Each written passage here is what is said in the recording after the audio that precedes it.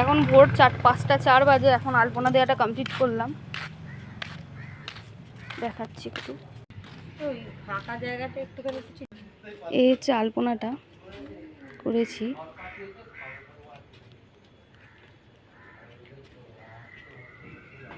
করে দিয়ে গেছিলাম। আর এই যে দেখি তাকাও একটু, এই হচ্ছে আমার যা দেখি যাযাবর, এই যে দেবশ্রীদি, এটা পুরোটা ফিল করেছে আলপনা দিয়ে। আমি শুধু চক দিয়ে এঁকে দিয়ে চলে গেছিলাম ওইদিকে মামদাদের আলপনাটা করার জন্য। এই এবার ও ওই দিকটা ভর্তি করছে, ওই দিকটা ফাঁকা ফাঁকা লাগছে বলে, তাই এই জায়গাটাও ফিল করছে একটু ফাঁকা লাগছে বলে ধরতে চাইছি। এবার মামদাদের আলপনাটা দেখাই কেমন হয়েছে, একটু জানাবেন।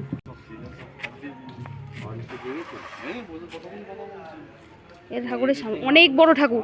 এই হচ্ছে 16 ফুটের মা, আর এই হচ্ছে মামদা। এই হচ্ছে মা 16 ফুটের মায়ের ছেলে। এত বছর ধরে ঠাকুরের পুজো করে যাচ্ছে, বিশাল পুজো করছে, দারুণ দারুণ। আর এই ঠাকুরের আলপনাটা এই বছর প্রথম দিলাম। এই হচ্ছে ওভারঅল লুক।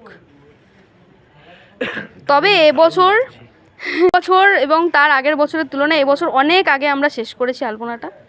6টা বেজে যায় একটা করতে, এবার 2টো কমপ্লিট করেছি 5টার মধ্যে। আচ্ছা 3টে দিয়ে শুরু করে 5টায় শেষ করেছি। যাই হোক, মায়ের দয়ায় অনেক তাড়াতাড়ি করতে পেরেছি। এবার দেখো তুমি এবার ঘিরে দিলে দাও, বুঝলে, কারণ এইটা একটু শুকাবে, আর একটু ভিজা ভিজা আছে। চলো এবার আমরা ঘরে যাব ঘুমানোর জন্য। মানটাই বাজি ফাটাচ্ছে।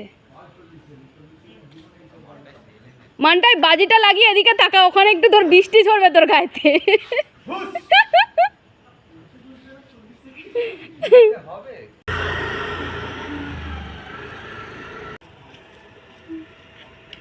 এই যে পুরো ব্যাপারটা এরকম। সুমিতদা, অজয়দা একটু দেখুন। অজয় এবার ঘরে চলে যাই। এরা সব বাজি নিয়ে ফিরল। এই সময় ফাইনালি বাজিটা জ্বালিয়েছে, দারুণ। বাজি ফাটানোটা দিয়েই ভিডিওটা এন্ড করি। খুব ভালো। আচ্ছা, আমরা গুড নাইট আর গুড মর্নিং একসাথেই বলছি। আর অগ্রিম শুভ দীপাবলির শুভেচ্ছা। আর কালী পুজো পড়ে গেছে আজকের দিনটাতে। চলো তুমি বলো। শুভ দীপাবলি, কালী পুজো বলেছি।